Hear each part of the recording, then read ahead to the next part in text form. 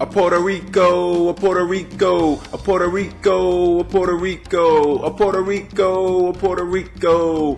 Yo, it's time today. I'm back. Another video. Yo, I know y'all missed me. Today we're going to be talking about the country and the African heritage of it, or side of it, Puerto Rico and the Afro-Puertoricans. A quick little history lesson on Puerto Rico. I don't want to go too in depth with it because I want to keep this video a little short on time crunch today, but quick little history lesson. Let's start out with Christopher Columbus. Oh man, how do we hate him? Or at least I do. I can't stand this guy. But as you know, Christopher Columbus, he was Italian. He was born in the Italian state. It's debatable, but for the most part, people have agreed that he was born in Italy. His dad was a cotton man in the cotton industry. He also had a cheese stand where he sold cheese. Where Christopher Columbus grew up with most of his life seeing that. Christopher Columbus, when he was getting into his older age, being a teenager and such, he traveled from all over Europe, from England to France to Portugal, and during, towards the end of his life, he wanted to become a traveler. He was interested in reading books about archaeology, astronomy, health, all kind of things. So he was very interested in the Spanish language and Spanish culture. So when he went to Spain, which is in Europe, he basically bypassed Spain and went to Portugal. He went to England to see if he could get money to fund his conquests and travels, to see if he could find a route to Asia, which basically was something that was really looked after, and something that a lot of people, European countries, really needed at the time, because the Ottoman Empire had just taken over the area where they used to basically go through the Silk Road in India to Asia, and as far as, acquiring spices and things like that. So Christopher Columbus was basically going to fill the role to find a sea route instead of going through land, but actually going through sea, because the land route now was basically taken over by a different empire, so the relations weren't as good. It wasn't safe for Portuguese travelers and conquistadors of Spain to go through there and other European countries to acquire spices, silk from Asia and India and Asia. So Christopher Columbus basically was trying to find a route, not through land and through the Silk Road in India, but through sea. So through that endeavor, he basically went to many European countries, because he was he thought he was a traveler, an explorer, and he, obviously became one, but he really thought that was his calling. So he went to all the European countries. They said no. With the Portuguese, actually when he was in Portugal, he actually proposed to the Queen that, hey, I will go find a new route for you to Asia, but when I go there, whatever land that I find for you and I conquer for you, I basically rule over that land in that country, and also I get 1/10 of whatever that country, natural resources or whatever money you make off of that country, gold, labor, human labor, whatever it might be, sugarcane or silk, spices, whatever it might be. And basically that got denied. So he went to Spain, and finally Queen Isabella gave him after like 2 or 3 times of no, because of her talking with other people in the empire, higher up people in the empire that were, her overseers, delegates, people that, help her make decisions and things in the kingdom. He finally got the passage. So once he got the passage, he went to the Caribbeans, and he found a place called Puerto Rico in 1493. Now, in 1493, actually, the first encounters with the native Indians in Puerto Rico, which are the Taíno Indians, and the Taíno Indians are said to have migrated from Venezuela, part of obviously the Native American family, whether it be Eskimos all the way up in Alaska, all the way down to Native Indians or Americans in Brazil, or Incas, Azteca, all the Indian family. So when Christopher Columbus was there, he actually had his first trip there.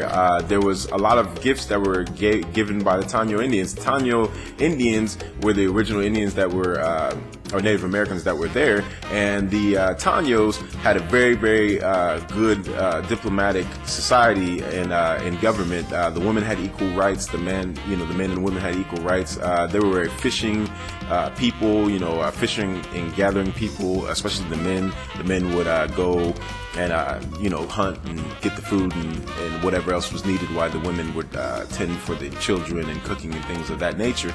But the Taínos didn't leave much behind, unfortunately. Unlike the Azteca and Incas, where they sort of derived from, or their cousins, so to say, they didn't leave too much behind. They left some, history on rocks, big like stones with paintings and things, but not enough, or so they say. I don't know. I didn't go down there and I'm not an archaeologist or anybody in that field, so it could be discovered eventually. I'm not trying to take away from anything from the Taínos, but the Taínos were very good people. They were actually treated the Spaniards and Christopher Columbus very good when they came. They gave them gifts, the whole story as always, especially with Christopher Columbus. We'll teach you how to survive on this land and give you gifts and make sure you're doing good, because we're just those kind of people.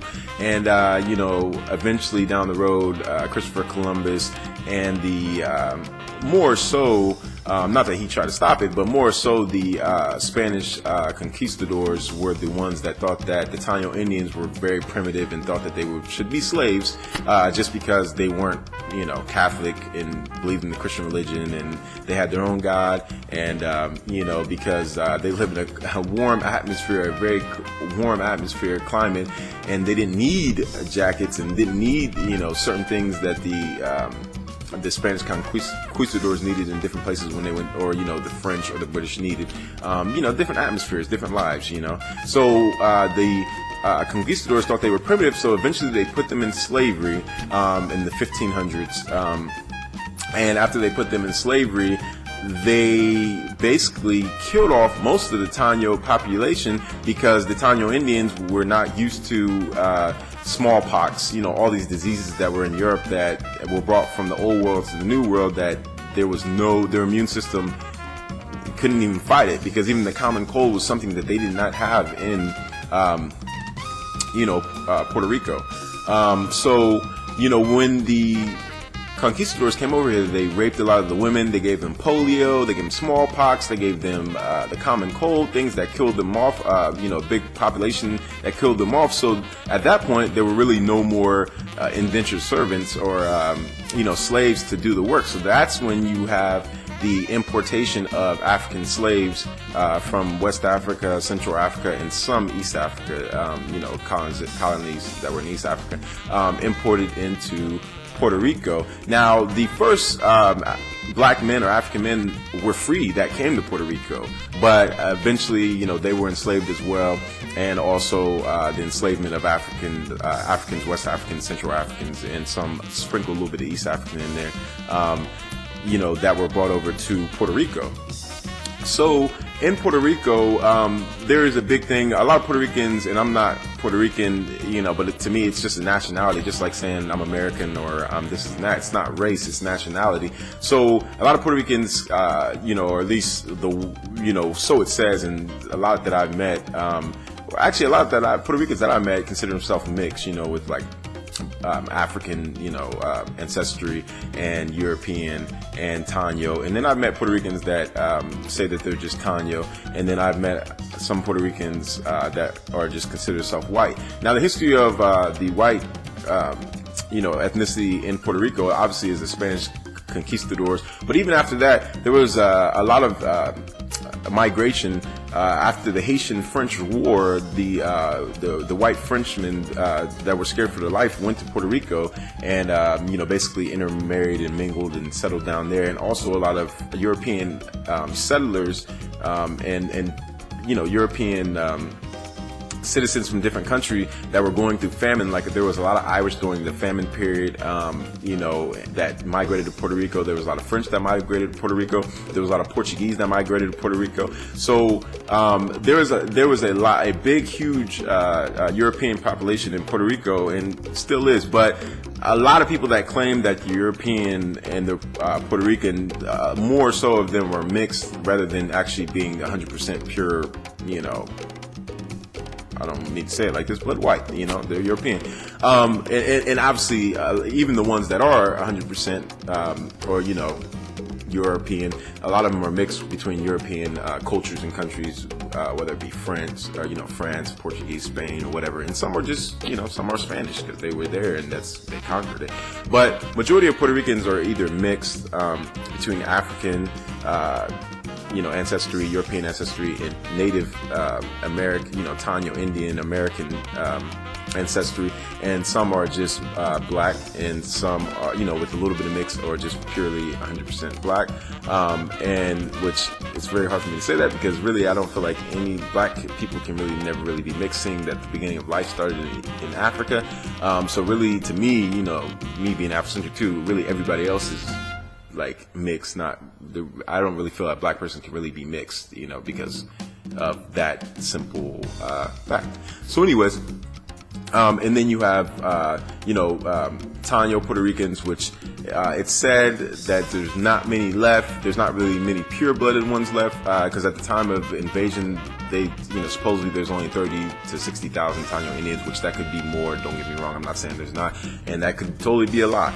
But as far as what most people have seen today, and I talk to people in Puerto Rico, there's people that are even mixed, but they will just claim that they're Taíno, or there's people that are just Taíno, but they're obviously not the biggest population. The biggest population is of European and African descent and Taíno descent all mixed together, or just African European descent mixed together. And then after that, you have your just straight European Spanish Puerto Ricans, and then you have your Afro-Puerto Ricans, and then you have your just Taíno Puerto Ricans. So to the Afro-Puerto Ricans, after all that was said, to the Afro-Puerto Ricans, back to the African history of Puerto Rico, the Afro-Puerto Ricans, after they were, some were, free when they first came over, but then once the African slaves were imported in there, the Afro-Puerto Ricans were treated like crap. I mean, they were branded like cattle. They were in, slavery. They did a lot of bad things to the Afro-Puerto Ricans. They were treated like crap. They were worked, as always, as, when has slavery changed, especially, it doesn't matter if they're black people in, Puerto Rico, America, Brazil, wherever it was at, they were treated very badly. The life expectancy at that time was, between, 30 years old, 25 to 30 years old, depending if you were born on the island and, was a slave from the island, or if you were actually imported from Africa. But the African history in Puerto Rico is very, very immense. They actually have a city called Louisa, or am I saying that? Louisa, yeah, Louisa, and I think I'm saying that Louisa. And one of the most famous Afro-Puerto Ricans right now that actually raps and does a lot of good things for the community is Tego Calderon. He was in Fast and Furious. I don't know if you guys watched Fast and Furious movies, but he was the Afro-Puerto Rican with the other guy, and he had the big afro. He's very famous in Puerto Rico. And the African influence in Puerto Rico is very, very prevalent, amongst especially black neighborhoods in Puerto Rico. The African drum is very prevalent in a lot of music in Puerto Rico. The food, as far as plantain, and cornmeal dishes, like just all kind of cornmeal dishes and meats and stews and things like that, are embedded in Puerto Rican history. As far as the black population in Puerto Rico, they're still looked down upon. I'm not saying everybody looks down on it. I don't want everybody to run back and be like, oh man, he said that every black Puerto Rican or mixed, that claim that, that claim more so on the African side, that is, they're treated bad, blah, blah. And I'm not saying all Puerto Ricans are like this, but as society has shown, just like in America, there was at one time, and still is, they're not the dominant people there, and they're still looked at as being bad, and there was negative energy, images that were portrayed, and just dolls and stuff with like huge lips and things like that, which I have no problem with, because I like big lips. But I think the undertone of it, the racist side of it from the Spanish settlers and Portuguese and other European countries that were there, was basically to find like the darkest and the ugliest black person that they could find, and that's really sad, because there's a lot of fine dark-skinned women in this world, but they always tried to go get the opposite of what they were, and the ugliest version of it. So that is a little quick history of black Puerto Ricans, and black people in Puerto Rico, and the influence that they had. There's actually a festival that they have where they have I don't want to say Spaniard, but it basically represents the Spanish colonizers, and they give a mask and horns, and it has obviously like runs around the Puerto Rican flag, and it's basically to show like the bad deeds that the Spanish did to the African slaves, and so there's actually a festival to where they actually dress up a mask that represents the Spanish and Portuguese, more so the Spanish. And there was a lot of things that rebellions and things that Afro-Puerto Ricans have done. Afro-Puerto Ricans are very proud about who they are. They don't really have much, especially in Puerto Rico. Mostly on the eastern side of Puerto Rico is where the Afro-Puerto Ricans are at, and in towns like Louisiana. Man, my pronunciation is not good. I'm going to get in trouble for this. I know I am. Luza. I can't say it. I'm so sorry. Spanish is not my first language, but Luza. I'm trying to say it right. But especially in towns like that, it's very poor, very rough neighborhoods. Very it's the ghetto. So that is a quick history on Afro-Puerto Ricans and how they got there. They're very proud people. I wish I could make the video a little bit longer, and I will definitely touch back on this subject again. But remember, key things about Afro-Puerto Ricans: when you hear reggaeton, when you hear the drums, the African drums in the Latin culture, whether it be in Cuba, wherever, Puerto Rico, Haiti. I mean, not Haiti, but of course Haiti. But Puerto Rico, Cuba, places like that. Definitely understand that is the African influence, and that's all for now. So once again, to all my Afro-Puerto Ricans, yo, Puerto Rico, Puerto Rico. I like saying Puerto Rico like that. I heard it in a song one time, so I said it like that. But yes, to all my Afro-Puerto Ricans, Puerto Ricans, be strong, stay safe, and one love. I'm out.